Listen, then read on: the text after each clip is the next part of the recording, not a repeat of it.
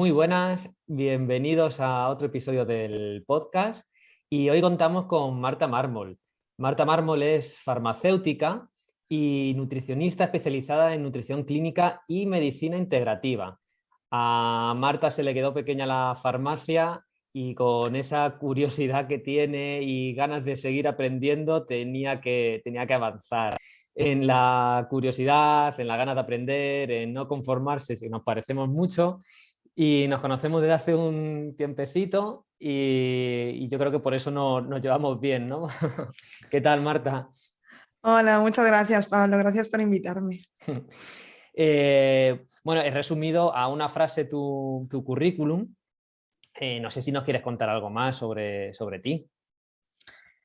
Bueno, más o menos es lo que has dicho, ¿no? Yo estudié farmacia de base, de 18 años tienes que elegir, y la verdad es que me gustó mucho, pero luego el trabajo en sí se me quedaba pequeño, ¿no? Veía que faltaba mucho trabajar en farmacia de calle, o sea, una oficina de farmacia, y veía cómo muchos pacientes venían a por su medicación crónica de cosas que se podían solucionar con hábitos de vida y que quizás en el tiempo que yo tenía y disponía para enseñarles y darles consejos se me quedaba corto.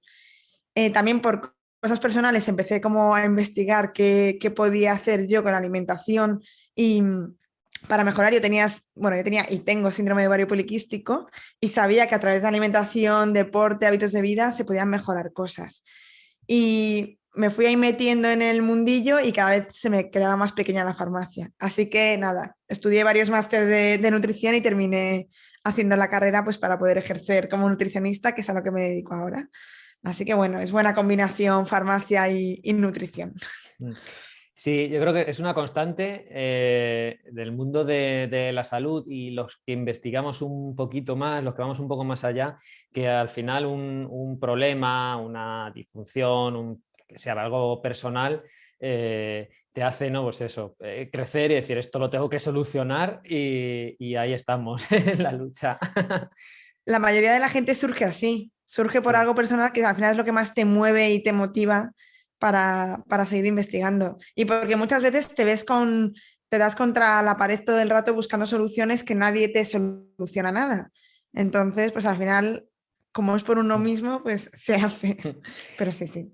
Y luego para divulgar y para despertar esas ganas de mejorar en uno mismo, Marta también tiene un podcast que me entrevistó a mí hace poquito y comentábamos antes que esta es la primera entrevista inversa que tiene ella. Pero ¿cuántos episodios llevas ya de tu podcast?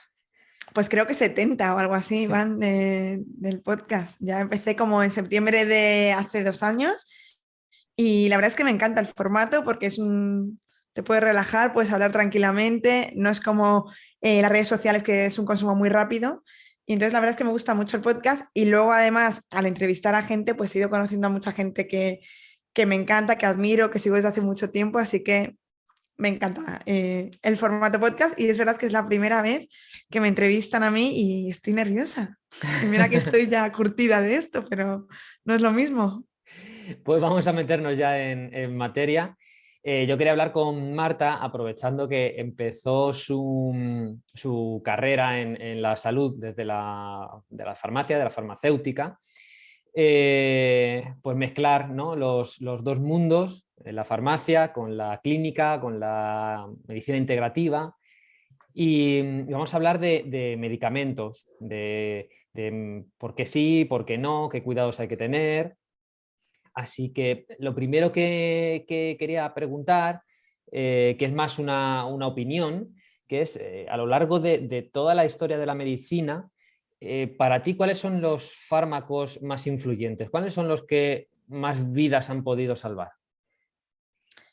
Bueno, no sé exactamente en cuanto a vidas, pero vamos, a mí los primeros que se me vienen a la cabeza son los antibióticos, que creo que fue un descubrimiento que cambió el rumbo de la medicina y sobre todo de la mortalidad que ocurría antes por cosas que ahora pues no, es que no llegan a nada, ¿no? Con pequeñas infecciones que podían derivar en la muerte y ahora no.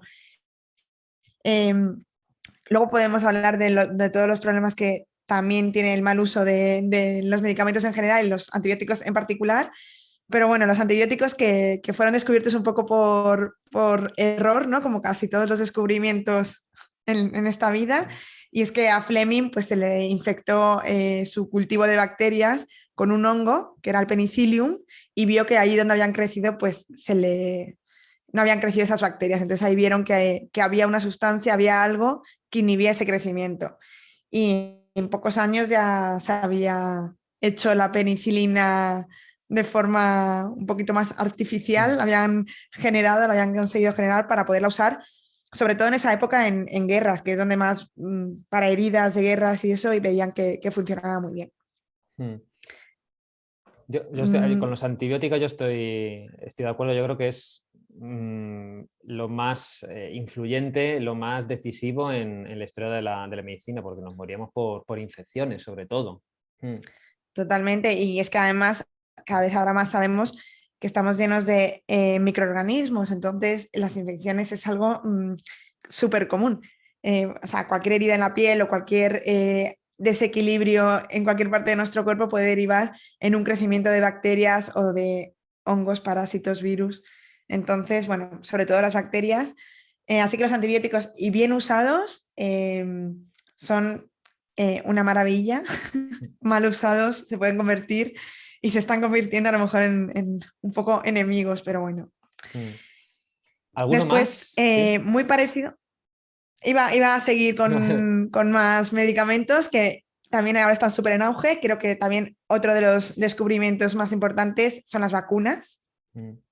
que ahora están eso, en boca de todos y parece que todo, bueno, cada uno aquí opina de vacunas, pero no vamos a opinar de vacunas hoy. Pero bueno, las vacunas creo bueno, creo no, se sabe que han disminuido muchísimo la mortalidad en muchísimas enfermedades que a día de hoy no podemos decir que están erradicadas, pero prácticamente sí que están erradicadas, como pues por ejemplo la difteria, la tosferina, el sarampión, bueno, un montón de más.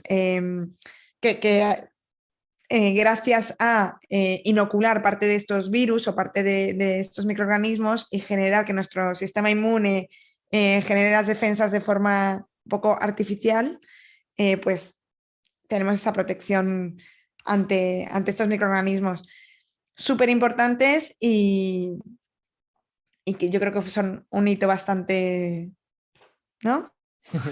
No, Nos podríamos seguro. poner en los tops. Sí, no, seguro, seguro. Has dicho varias. La polio también causó mucha disfunción. Y sí, sí, sí. O sea, antibióticos y vacunas, al final lo mismo, ¿no? ¿Qué nos mataba? Los microorganismos. Bueno, pues desde que se descubrió cómo luchar contra ellos, bajó muchísimo la mortalidad. Mm. Totalmente. Sí, en realidad son como un poco parecidos, nada más que funcionan distinto, pero al final antibióticos y vacunas van como un poco hacia lo mismo. Luego yo pondría hormonas como la insulina, que para diabéticos tipo 1, porque bueno, ahora se usa mucho en diabéticos tipo 2, pero esto es una enfermedad ya más generada con los hábitos de vida, pero sobre todo para los diabéticos tipo 1 que tienen pues un problema y una falta de producción de insulina por parte del páncreas, tener aislada la hormona de la insulina y poderla inyectar fue un avance enorme porque estos pacientes primero no tenían calidad de vida y morían muy jóvenes.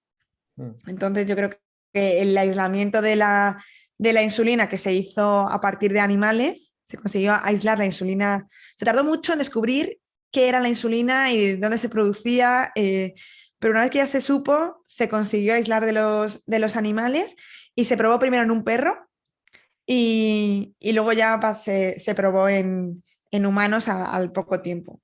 Y ya pues se desarrolló ya farmacéuticamente y ya pues como siempre todo lo Mm. que triunfa se distribuye rápido. Claro. Sí, es verdad que... Em, dime. Sí, sí, continúa, continúa. No, no, no.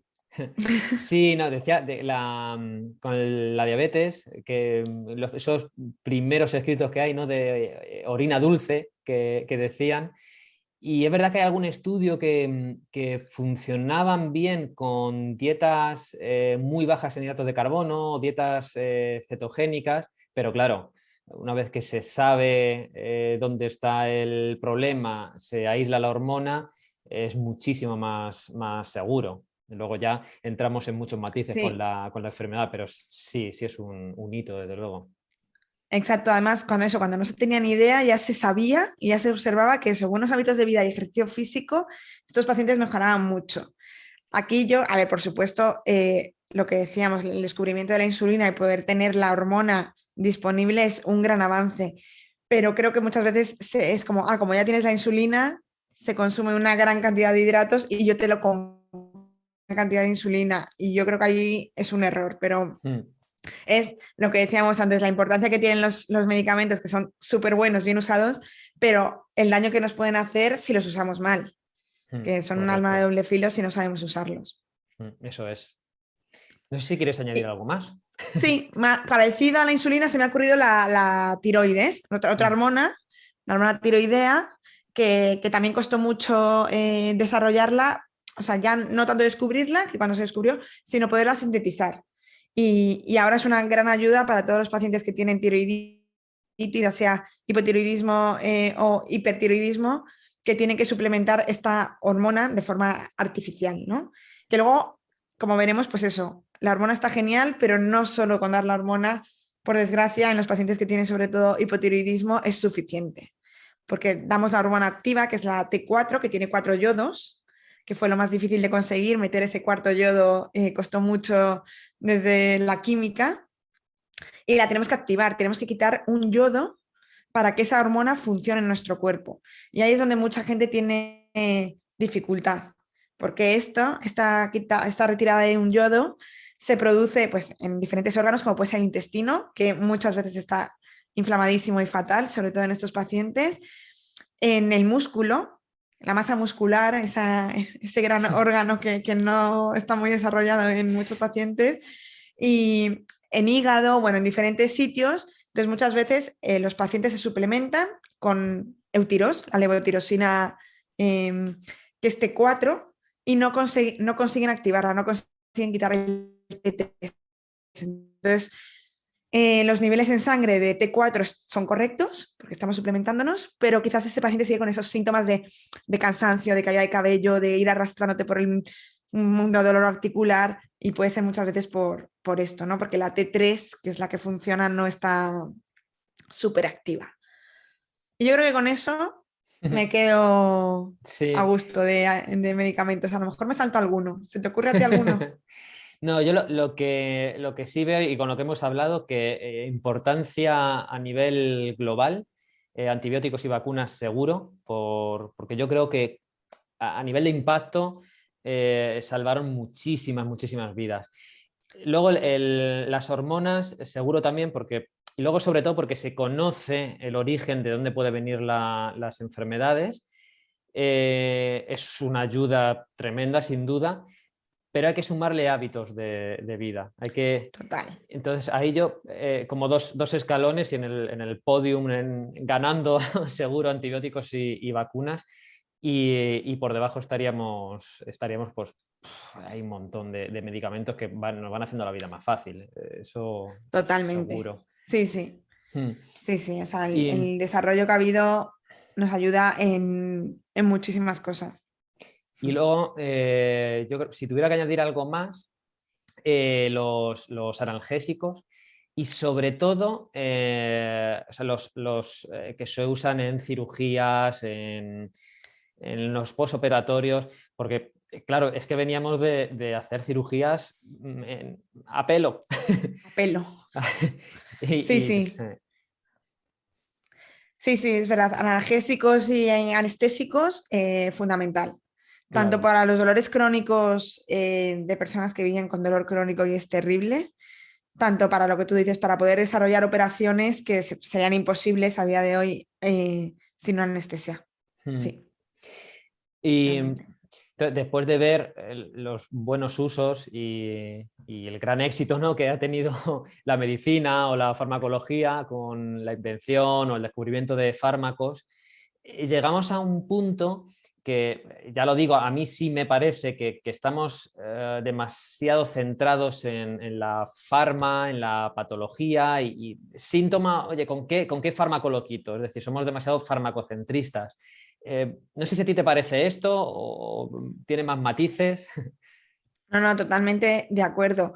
Lo que decía antes, ¿no? Que en la aparición de la industria farmacéutica y que se hayamos desarrollado todos estos fármacos es maravilloso y nos ha ayudado mucho tanto a disminuir la mortalidad como a mejorar la calidad de vida. O sea, está lleno de ventajas y yo no lo cambiaría o sea, no me iría atrás, pero también ha hecho que a lo mejor quizás olvidemos muchas de las cosas que se hacían antes y que son importantes. O sea, los medicamentos son de gran ayuda, de hecho, en muchísimas patologías, pues por ejemplo, diabetes tipo 1, tener la suplementación que hemos dicho antes de ponernos la hormona o en un hipotiroidismo, el tiroides, es necesario, pero que sea necesario no quiere decir que sea suficiente. Es decir, esta hormona es necesaria, pero no es suficiente, nos quedan otras muchas cosas, ¿no? Entonces, el fármaco nos ha hecho muchas veces olvidarnos pues, de otras cosas, hábitos de vida, como alimentación, descanso, contacto con la naturaleza, contacto social. O sea, ha hecho que pasemos a enfermedad-fármaco. ¿No? Y esto, bueno, tú eres enfermero, yo soy farmacéutica y nutricionista, así que podemos aquí, y en medicina, pues es más de lo mismo, es enfermedad, nos cuentan un poco la sintomatología de la enfermedad, causas, síntomas y qué medicamento funciona para. Y luego esto se ha extrapolado también a cómo la población reclama y pide estos medicamentos. Al final, yo creo que en la consulta de los médicos es igual, en farmacia es ¿qué me tomo para? ¿No? Y me sigue ocurriendo, ¿qué me tomo para esto? Si ya le dices, bueno, pues deberías cambiar esto, podrías... Uf, es como que hemos delegado 100% en los medicamentos la solución de muchos problemas y algunos sí, pero muchas de las enfermedades que tenemos hoy en día son causa de nuestro estilo de vida y por tanto, como yo siempre digo, lo bueno de las enfermedades causadas por el estilo de vida es que se solucionan cuando cambias el estilo de vida. Entonces, sí, en ese sentido, aquí parece que ahora como hay que aclarar todo, pues parece que si haces una crítica a medicamentos es como medicamentos no y para nada. Pero medicamentos bien usados. Mal usados, pues nos metemos en un problema.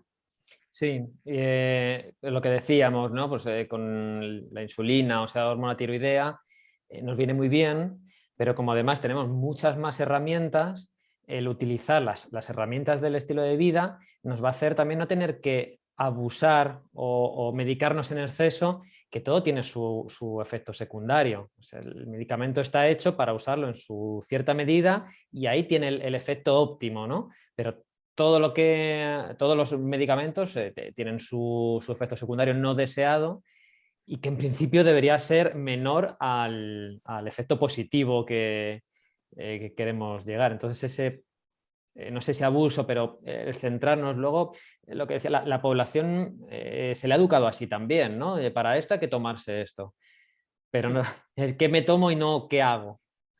Claro, es que el que hago es involucrarme yo. Y parece que en nuestra salud hemos delegado 100% en sistema de salud médico o cualquier otro profesional de la salud sin ser conscientes de todo lo que está en nuestra mano. Y es mucho, también por suerte. Y también quería decir aquí que yo critico mucho esto y además soy súper crítica con el sistema de salud que tenemos de... esto lo hablamos cuando te invité al podcast, hablamos sobre este tema y es pues el tipo de sistema de salud que tenemos que es súper asistencial y que es maravilloso porque nos salva la vida en muchísimas ocasiones, pero que descuidamos la parte crónica y en realidad este que me tomo para o enfermedad fármaco en realidad también viene derivado un poco de la falta de tiempo y de un médico en 5 minutos de consulta suficiente que te atiende para saber qué te pasa y suficiente que tiene tiempo para mandarte un medicamento. Habría que interiorizar mucho más, habría que saber cómo son los hábitos de la persona, poderles explicar, mira, te vas a tomar este medicamento que te va a servir para esto, pero mientras tú puedes ir mejorando esta alimentación, vete al nutricionista que te ponga una dieta. Deberías mejorar el entrenamiento esto en un momento ideal, vete a un entrenador que te paute algo específico para ti. O sea, ir uno a uno. A ver, esto es súper ideal y no realista, pero algo sí, ¿no? Debes hacer ejercicio, la importancia que tiene el descansar, la importancia que tiene comer bien y de qué manera. Todo esto nos ahorraría muchísimo dinero de atención médica y, por supuesto, del dinero que se invierte en medicamentos. Y en pruebas diagnósticas, que siempre dicen, no, es que no hay dinero. Bueno, a mí me llega cada paciente con 80 pruebas diagnósticas hechas que digo, pues para no tener dinero hay demasiadas gastroscopias te han hecho a ti, ¿no? Para luego no solucionarte nada. Entonces, sí, es ahí un poco la justificación de por qué se hace así, o sea, que no es todo culpa de los médicos, por supuesto que no, porque es que al final disponen del tiempo que disponen y al final pues es lo que hay, no hay otra opción.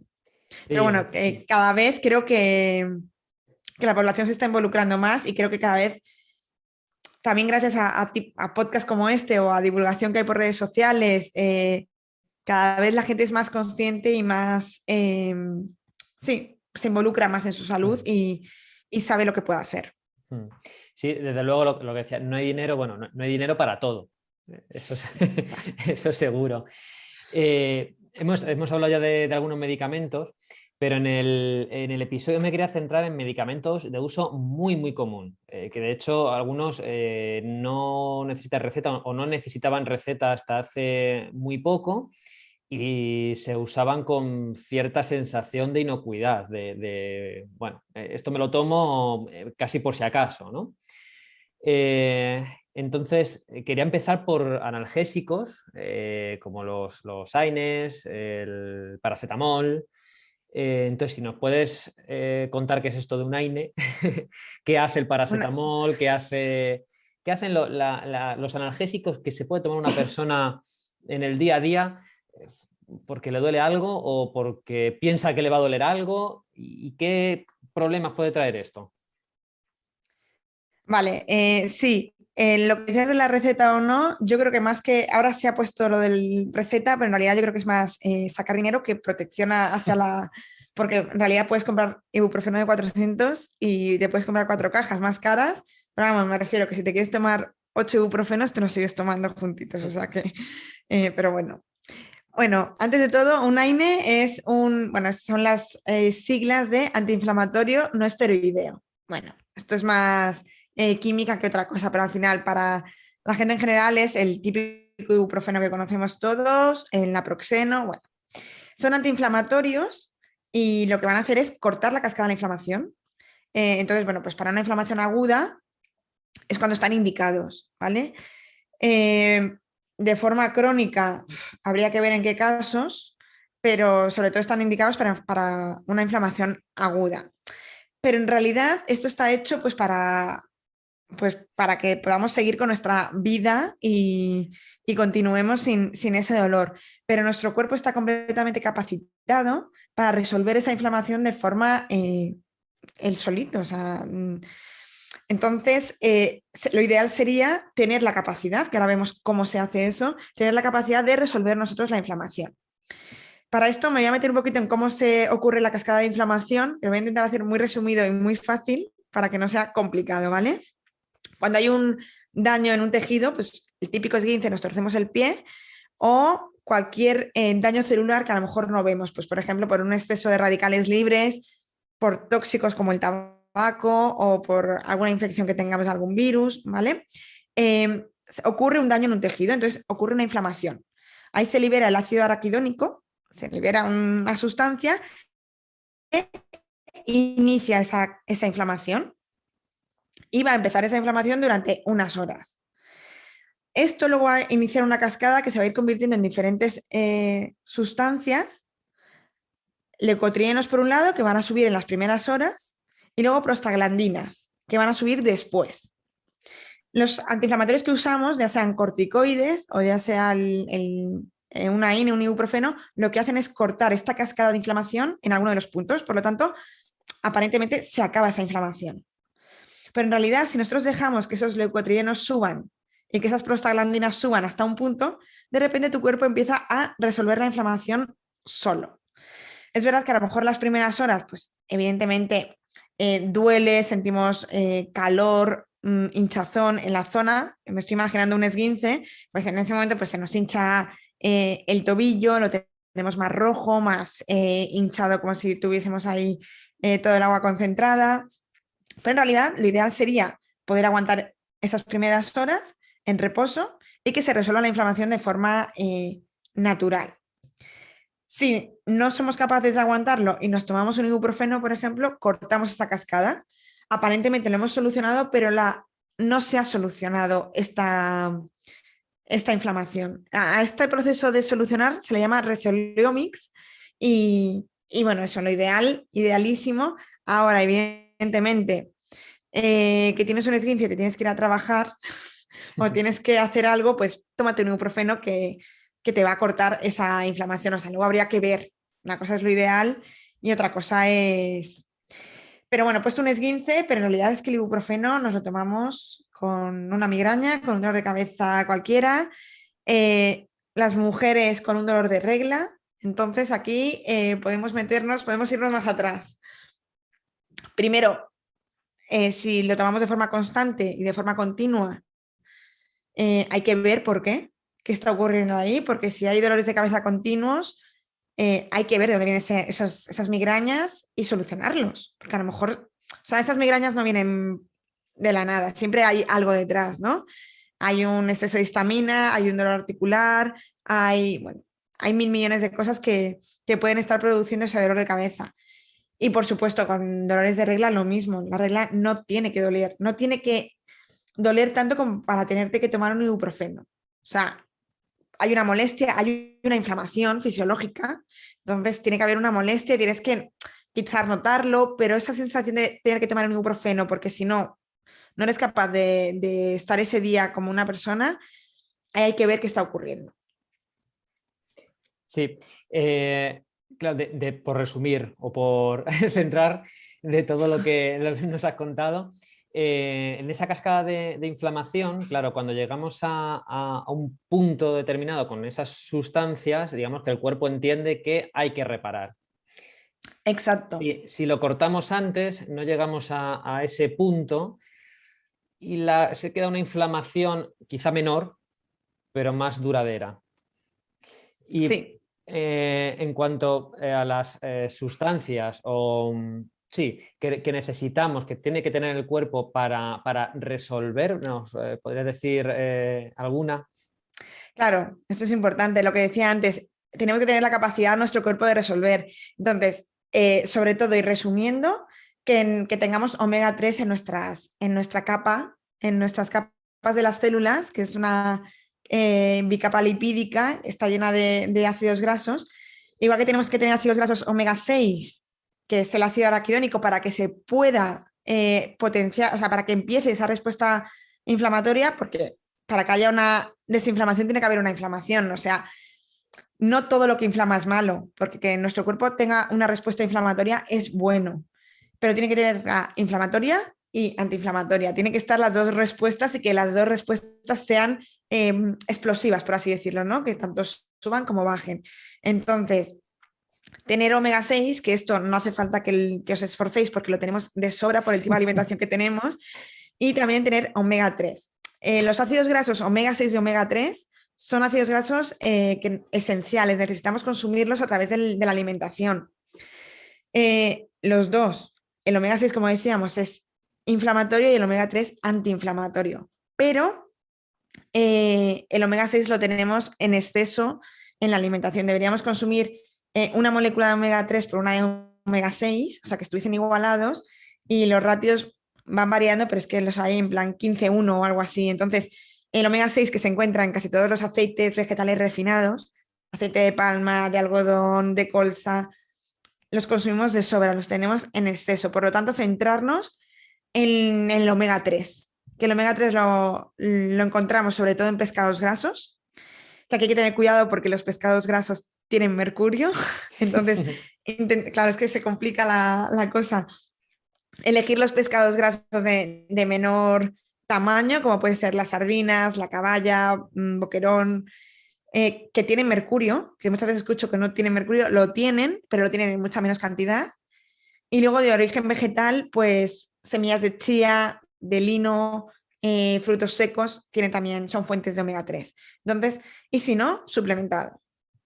Suplementar omega 3 si es necesario para tener esa capacidad de resolver la inflamación. Sí, claro, la importancia del equilibrio, que es lo que escuchamos, omega 6, omega 3, que no es tan importante el omega 3 por subirlo o la cantidad, sino que esté en equilibrio con el omega 6. Y es verdad que el omega 6 lo vamos a introducir prácticamente sin querer, y de ahí la importancia de tener que centrarnos en productos que tengan omega 3, que es verdad que los pescados, que sí son grandes fuentes de omega 3, pero que sean pequeños, ¿no? La sardina, la caballa, pues nos puede servir. Y aquí Sí. decir que se usa mucho el aceite de onagra, o se usaba por lo menos mucho en dolores menstruales y cosas así, y al final el aceite de onagra es omega 6. Es decir, no os gastéis el dinero en eso, que omega 6 tenéis de sobra. Ácido araquidónico tenemos de sobrísima. Centraos más en bajar el consumo de omega 6 y subir el de omega 3. Y, y luego, por cerrar el tema de los antiinflamatorios, el abuso de antiinflamatorios, ¿qué problemas nos puede dar? ¿Y qué problemas además más comunes? Bueno, como decíamos, no resolver la inflamación, que esto ya lo hemos dejado claro.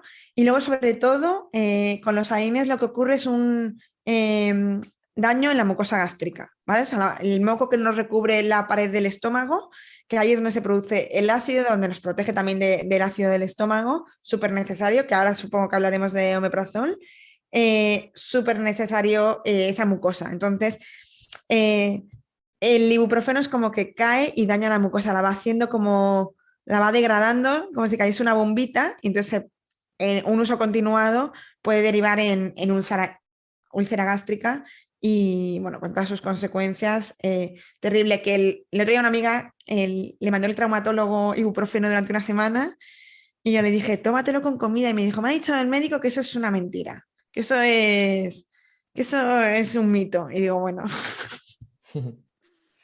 Yo creo que de mito tiene poco, pero no, sí, va destruyendo la mucosa gástrica. De hecho, yo que trato mucho digestivo y muchos problemas de hipocloridria, de poco ácido, de mucosa dañada, yo siempre intento buscar qué ocurrió. Muchas veces es un episodio de más nervios, un tal, pero muchas veces es un esguince, un accidente de haber estado tomando AINES, ibuprofeno o lo que sea durante un mes.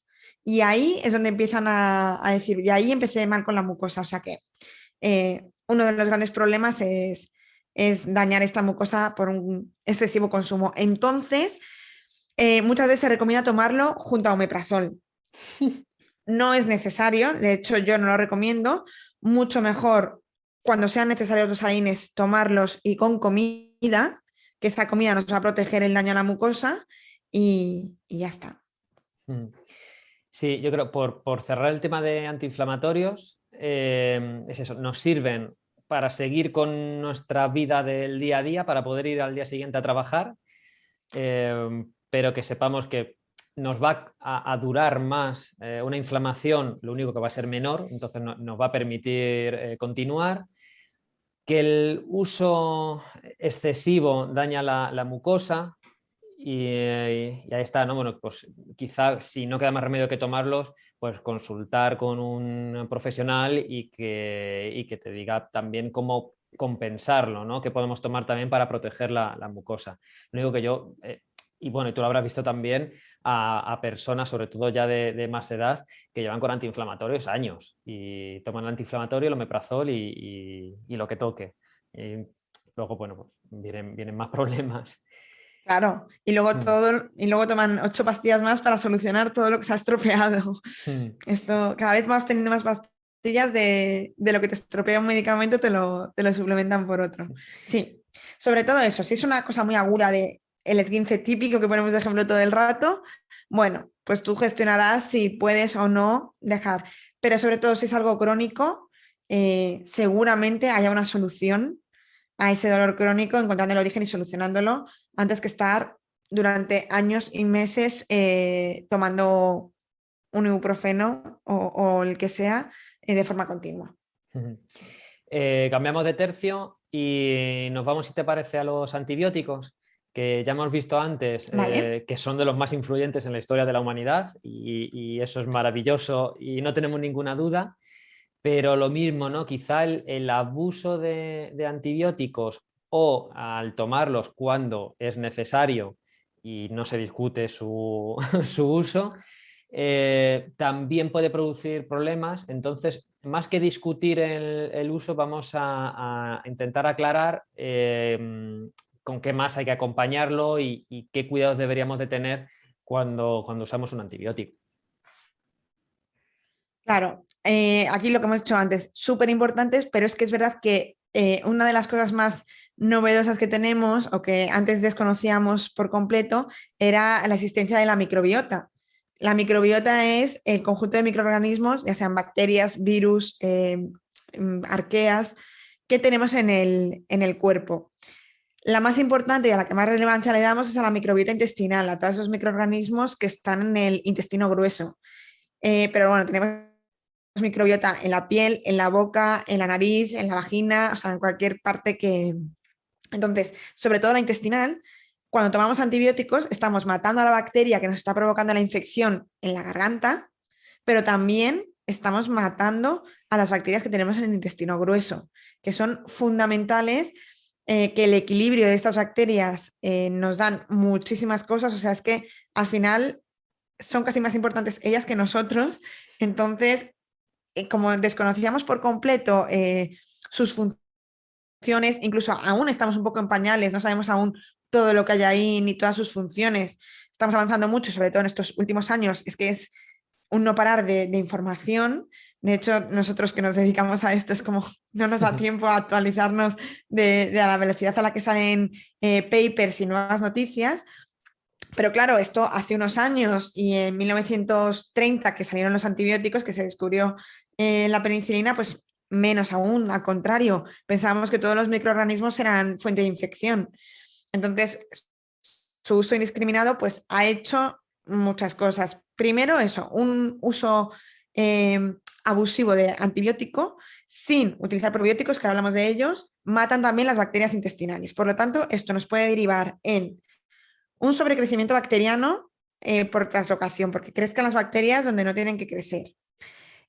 Una disbiosis, que es un desequilibrio de las bacterias que hay en el intestino. Pérdida de diversidad, es decir, que matemos bacterias, entonces se queden muy pocas.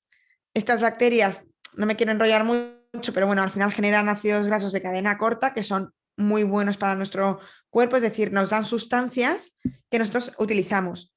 Entonces, evidentemente, si las matamos, pues perdemos esas sustancias que nos están dando. Y luego también un uso abusivo de bacterias, perdón, de antibióticos que matan bacterias, pueden hacer que crezcan otros microorganismos como son los hongos, las cándidas. Entonces, seguro que a alguien que esté escuchando esto le ha pasado tomar antibiótico y que tenga una candidiasis vaginal a las mujeres. Sobre todo no es que me he tomado antibiótico y me ha salido una candidiasis, es por esto. Si matamos las bacterias, los hongos dicen, esta es la mía, estoy aquí, voy a crecer a mis anchas, ¿no? Esas son como las consecuencias de un mal uso de antibiótico sin tomar probiótico. Que si quieres nos metemos aquí ya y luego hablamos de lo otro, ¿sí? Claro, vale. sí. Vale, pues eso, cuando tomemos antibiótico es fundamental, importantísimo, aunque tomemos antibiótico porque nos han sacado una muela, da igual, hay que tomar un probiótico, es decir, una pastillita que nos viene con microorganismos vivos, ¿vale? Para que sea considerado probiótico, tiene que tener una cantidad suficiente de bacterias que nos asegure pues, que va a llegar a nuestro intestino. Si estamos tomando un antibiótico y nos tomamos un probiótico a la vez, es absurdo, ¿vale? Porque nos va a matar esas bacterias. Durante mucho tiempo lo que se ha hecho ha sido separar el antibiótico del probiótico. Mi consejo es que durante el tratamiento del antibiótico, el probiótico que tomemos sea Saccharomyces, que es un hongo, ¿vale? Y no es una bacteria, por lo tanto, no va a ser matado por el antibiótico. Y una vez terminemos con la pauta de antibiótico, ya tomemos un probiótico pues, con diferentes cepas, ya pueden ser lactobacillus, bifidobacterias. Mm. Una mezcla de varios, cada vez hay más probióticos, por esto no que os lo recomiende, bueno, pues un profesional que sepa de esto en vuestro caso, pero es importante que no os toméis, pues eso, unos lactobacillus a la vez que el antibiótico porque vais a tirar el dinero, Mm. ¿vale?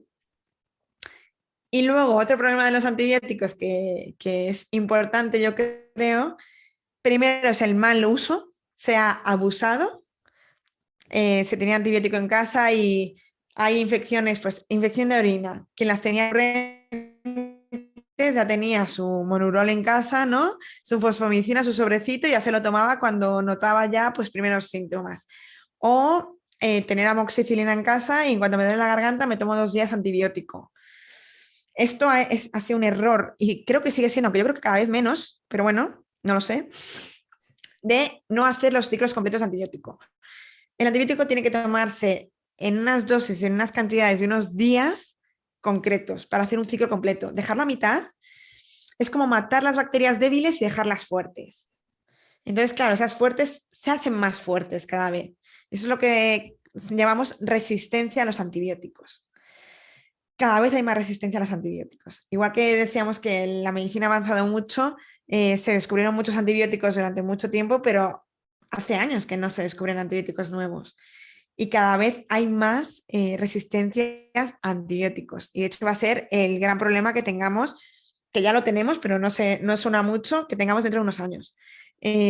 Lo ideal, idealísimo, que no va a ocurrir, es que cuando nos tuviesen que mandar un antibiótico, se hiciese un antibiograma, es decir, que nos probasen a la infección que tenemos en una placa en el laboratorio, cómo de sensibles son las bacterias que hay a los diferentes antibióticos y que nos mandasen aquel antibiótico que sea más efectivo y mate de mejor manera a esa infección. Esto no ocurre.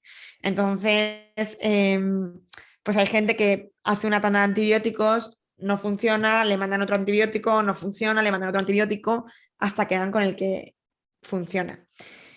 Y esto no es algo que generemos nosotros solos, me refiero. No es que si tú lo hayas hecho bien, ya tú no vas a tener resistencia a los antibióticos, es que es algo general.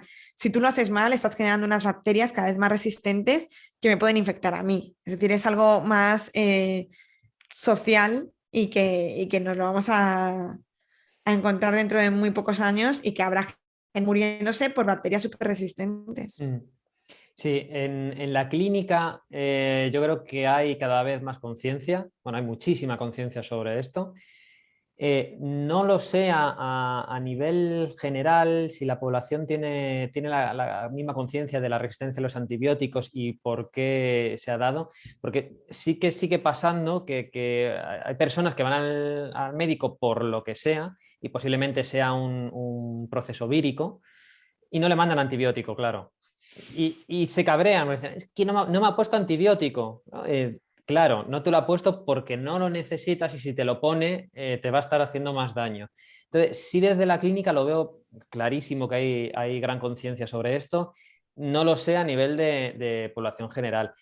Y es verdad que cada vez hay más resistencias. Yo trabajando en críticos, en UBI, es verdad que la situación ya basal de salud de las personas en una UBI dista bastante del que nos podemos encontrar en la calle, pero la gente se muere por bacterias multiresistentes y que no hay antibiótico para esas bacterias. Y ese es otro campo también, si seguimos con este problema, es un campo muy interesante para el mundo de los probióticos y se está investigando por ahí, ¿no? ¿Qué bacterias nos podemos tomar que hagan frente a las bacterias que nos infectan, a las patógenas? O sea que, Claro, porque hay muchas bacterias intestinales que generan sustancias biocidas que matan bacterias. mm, Entonces, hay tratamientos con probióticos que pueden matar la infección. O sea, no solo por ocupar, yo pienso que es como un juego de las sillas, ¿no? Que ocupan el sitio de otras, que también, sino porque generan sustancias. Entonces, sí, es un mundo que está en auge, el de los antibióticos no, pero esto sí. Y también antibióticos naturales, como pueden ser los herbales, que son menos mm. agresivos y más, modulan más el matar bacterias, ¿no? Yo siempre lo comparo con bomba nuclear o un poquito más francotirador, francotirador. Entonces, por ahí nada más que, bueno, eso aún queda mucho para que eso sea de uso más común, pero bueno, está esa posibilidad que natural no es inocuo para nada y natural tampoco quiere decir que no haga nada, porque también eso, mucha gente dice, no, no, no, a mí dame lo que hace el químico que hace efecto, no, bueno. Sí, sí es verdad, se tiene esa imagen, ¿no? Que parece pseudoterapia y hay estudios muy serios acerca Sí. de algunos herbáceos. Totalmente, sí, Ujú. sí. No, y que casi todos los medicamentos nacen de la naturaleza y luego se les modifica algo, pero que no, o sea, que es que Mm, al final, mm, sí, entonces, bueno, sobre todo un buen uso de antibióticos, que no se usen como tú decías. Y, bueno, iba a decir antes un dato que es que no me lo sé, pero no me sé el número, el porcentaje, pero era muy alto, y era que los pediatras en España recetaban un porcentaje muy alto de antibióticos por presión de los padres a niños ujú. que ellos consideraban que no había que darles, pues porque te llega un niño pues con un proceso vírico, con mocos, y yo sé que es muy frustrante por los padres porque ven al niño mal, con fiebre, mocos o lo que sea, pero si no necesita antibiótico, no necesita antibiótico. De hecho, es Mm. que, entonces, bueno, eso, hay mucha presión social, quizás es el desconocimiento de que los antibióticos no es me matan todo, me matan bacterias. Entonces, bueno, también hay virus, por si alguien no lo sabe aún, ahora también hay virus que el antibiótico no hace nada. Ujú. Y cambiamos, y yo por último quería comentar algo del omeprazol, que es otro de los fármacos que se toma de forma indiscriminada, bueno, pues eso, como si no tuviera ningún efecto secundario y prácticamente para todo. Total. Bueno, el omeprazol es que para mí es el... Si antes hablábamos de los medicamentos que mejor han hecho por la humanidad, aquí yo creo que metería el omeprazol como el que peor ha hecho para la salud, no para matar a gente, porque no, pero para mm, empeorar la sintomatología de muchos pacientes. Bueno, el omeprazol es un inhibidor de la bomba de protones, que así suena fatal, pero al final es que inhibe la producción de ácido del estómago. Como hemos hablado antes, el estómago tiene una capa de moco que nos va a proteger del ácido y este ácido es fundamental. El estómago tiene que tener un pH muy bajo, es muy ácido. Este ácido nos hace diferentes funciones. La primera, como primera barrera de cualquier infección, ¿no? Ahí en esa cantidad de ácido, muy pocas bacterias crecen, ni microorganismos en general. Después también nos va a ayudar a digerir las proteínas, la carne, el pescado, los huevos. Eh, y luego también nos va a ayudar y va a ser como el iniciador de que se empiecen a generar enzimas pancreáticas en el hígado.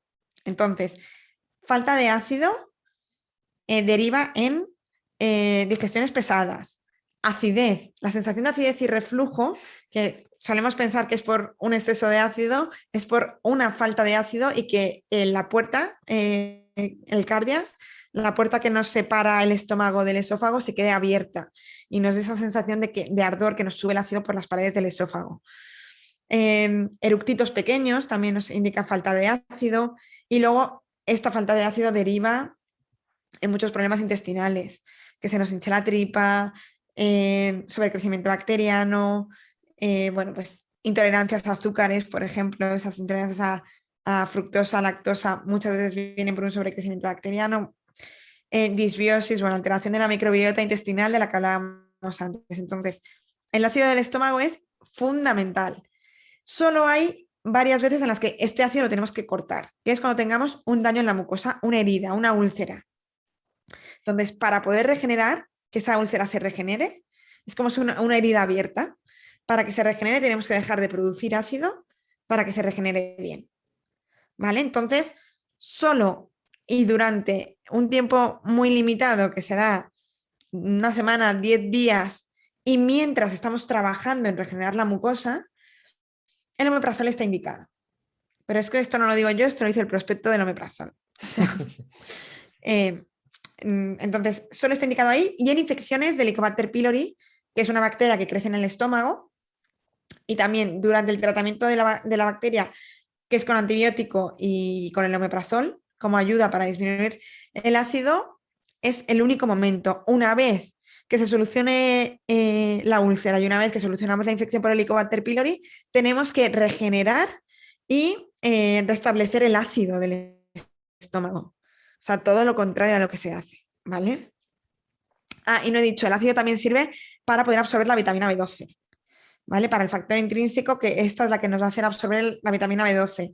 Me encuentro con muchos pacientes con omeprazol desde hace 20 años que les pinchan la vitamina B12 cada mes o cada tanto, pues porque no tienen. Lo que decíamos antes Sí. de ir poniendo un medicamento a cada efecto secundario de otro, que oye, si no queda otra no pasa nada, pero cuando es innecesario, Mm, cuando este medicamento no te está solucionando nada, mm. es un error muy grande. Por favor, desde aquí, que nadie se quite el omeprazol de golpe, que va a ver las estrellas, le aviso. O sea, intentar quitar el omeprazol es terrible, se tiene que hacer muy poquito a poco, dependiendo de cada caso, restablecer un poquito la mucosa primero, ir mejorando todo lo que hemos ido estropeando durante años y después se pueden usar varias estrategias, o quitarlo de golpe y restablecer con ácido, quitarlo poco a poco, esto ya a gusto pero de golpe nunca, o sea, de golpe sin... Y a veces sin nadie que te acompañe y te diga, vale, lo que sientes es normal, vale, esto tiene sentido por esto, esto y esto. Yo creo que es muchas veces la clave, porque muchas veces el síntoma va a ser el mismo, pero entender lo que te pasa te sirve. Sí, yo creo que con el omeprazol, bueno, lo has contado todo, no se me ocurre nada para añadir, pero sí, sacar las claves es, hay que tomarlo con una indicación muy clara y un tiempo muy determinado. Y si tenemos que dejar un mensaje es, si llevas mucho tiempo tomando omeprazol, eh, tienes que acudir a un profesional, a un digestivo, a la consulta de Marta y hay que retirarlo. O sea, la persona tiene que saber que hay que retirarlo, lo único que no puede retirar por su cuenta y riesgo porque lo va a pasar mal. Pero sí, Sí, por lo menos que sea consciente de que lo que está haciendo no es lo correcto y que algo más hay que arreglar por detrás y bueno, pues que ese es el camino. Mm. sí. Y además mucha gente lo toma también, que esto no lo hemos dicho, por... Es que tomo muchos medicamentos. Ya, pues es que un medicamento no te va a doler, no te va a hacer daño a la mucosa, a no ser que sean los AINES de los que hemos hablado antes, que sí que te pueden dañar la Mm. mucosa. Entonces, ¿cuánto tiempo lo vas a tomar? ¿Qué podemos hacer para mejorar la mucosa? A lo mejor una opción es el Sí. omeprazol, pero un omeprazol 10, 20, 30 años, como me encuentro a mucha gente, es que no está indicado nunca. Entonces, Mm. mucha gente me dice, tú no puedes decir eso porque no eres médico y no puedes quitar un medicamento que han puesto. Bueno, pero soy farmacéutica y, y el prospecto no dice eso. O sea, que es que no me lo estoy inventando yo, pero... Sí, bueno, pero se puede trabajar la mucosa, lo que decías, y hablar con el médico que lo haya pautado para contar el proceso que se está teniendo. Eso sí. Mm. Total. Y muchas veces se manda para cardias incompetentes. La Mm. compuerta de la que hablábamos antes te dicen que no cierra bien y es incompetente, ¿no? Y en Mm. realidad no cierra bien porque no hay una diferencia de pH Mm. adecuada entre estómago y esófago. En cuanto restableces la cantidad de ácido, de repente tu cardia se vuelve competente. Entonces, bueno, Sí, sí, sí. que a Sí. veces no, ¿eh? O Mm. sea, que a veces, pero en la mayoría de las veces, sí. Entonces, bueno, saber sobre todo por qué te la han mandado y si se puede hacer algo más. Porque es Mm. lo que decíamos antes, pues para el médico que tiene 5 minutos de consulta y va rápido y encima le vas con 4 problemas de salud, pues mira, lo más sencillo es que te mande un omeprazol y que te quite los síntomas. Pero no estamos solucionando el problema que hay. La raíz, eso es. Exacto. Bueno, pues hemos tocado tres medicamentos o tres grupos de medicamentos. El omeprazol, porque es el más vendido en España. Los antiinflamatorios también están en esa lista de los más consumidos. Y los antibióticos, bueno, pues quizá por resaltar esos problemas de bacterias resistentes, o también que se consulte con qué probióticos se puede tomar para reducir los efectos secundarios.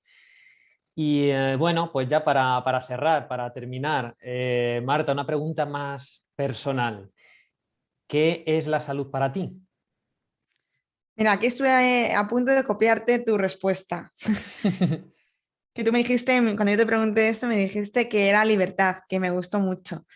Pero bueno, yo siempre digo que, bueno, durante años se ha dicho que es la ausencia de enfermedad, ¿no? Pero bueno, esto estoy completamente en desacuerdo, porque muchas veces eso, si no tenemos diagnosticada una enfermedad como tal, nos dicen que estamos saludables, ¿no? Esto ha ocurrido mucho ahora con el COVID, de un paciente joven y saludable. Bueno, habría que ver su situación, ¿no? Habría que ver sus marcadores inflamatorios y muchas otras cosas.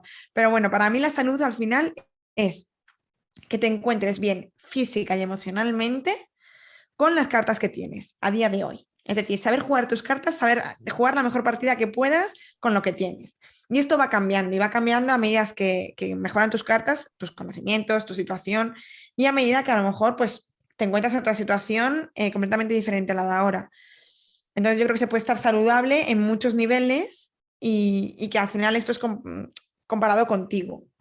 Y sí, o sea que no sé yo ahora mismo quién está más sano, si tú, Pablo, o yo, no lo sé. ¿Tú te encuentras bien? Pues ya estás sano. Me refiero que al final esto es algo súper personal porque con patologías que está mucho más sana que gente que no tiene ninguna y quizás eso también no la ha hecho llevar a cuidarse, porque mucha gente que por desgracia le diagnostican algo, eso es el motor que les hace empezar a cuidarse. Entonces, bueno, eso, la salud es estar lo mejor que puedas con lo que tienes. Es decir, si entiendo bien, ¿no? Tu percepción de bienestar. Total. Total. Y ahí Sí. pues a buscar mejores cartas para que estés aún mejor. Bueno, las cartas son las que tienes, es aprender a jugarlas, porque las cartas están Claro. de lado y te llegan. Es aprender a jugar y al final se aprende a jugar jugando. Entonces, es verdad que puedes aprender por ti solo, porque ahora mismo hay tanta información que, bueno, quizás es un poco malo tanta información que hay, pero si sabes buscar y a lo mejor tienes las capacidades, pero yo siempre digo, mira, cógete el atajo, vete a alguien que te ayude a jugar. Es que, porque me llega mucha gente muy informada, pero tan informada que es contraproducente. Entonces, Confundida. bueno, pues, ¿cómo? Confundida más que informada. Total. Claro. Llega un punto en el que es difícil saber que sí, que no, que es verdad, y que es para ti. Claro, te tienen que bajar a tierra, te tienen que centrar, sí, sí, sí, sí. Es que es para ti es importantísimo porque, pues eso, en problemas digestivos, que es en lo que más hago, hay tantas cosas, tantos síntomas tan parecidos que de repente es como, ah, no, pues que tú tienes esto y estás tomando este medicamento y estás con esto, entonces esto no es para ti. ¿Qué me Mm. dices? Claro, parecía perfecto, pero no. Entonces, al final, seguramente llegues al mismo destino, pero a lo mejor tardas mucho más porque te equivocas mil veces. Entonces, lo mejor es coger a alguien que te ayude. Es verdad que Mm. por desgracia este tipo de asesoramientos son por privado. Yo no creo que sean caros, la verdad, pero al final lo tienes que pagar y estamos acostumbrados a ir al médico de forma gratuita. Pero yo creo que es la mejor inversión en ahorrarte tiempo y por supuesto Seguro. en mejorar. Y para terminar, Marta, cuéntanos dónde podemos encontrarte. Pues bueno, me podéis encontrar en mi web, sobre todo en martamarmol.com, ahí tengo todo. Y actualmente estoy pasando consulta en Madrid, pero también paso consulta online. Y, y bueno, en redes sociales me podéis encontrar tanto en Instagram como en TikTok, que me he hecho TikTok y bueno, mi nombre es Marta Mármol Nutrición y como has dicho antes, pues también me podéis ver en mi podcast que se llama Nutrición Imperfecta, que pues está en todas las plataformas típicas, pues YouTube, Spotify, iVoox y, O sea, vamos, estoy en todos los sitios. Pues nada, queda dicho y muchas gracias por participar en el podcast. Espero que A tu ti, me ha encantado. primera entrevista o la primera vez que has sido entrevistada, pues te hayas encontrado bien y hayas Sí, disfrutado. por supuesto. Muchas gracias, Pablo. Bueno, chao. Adiós.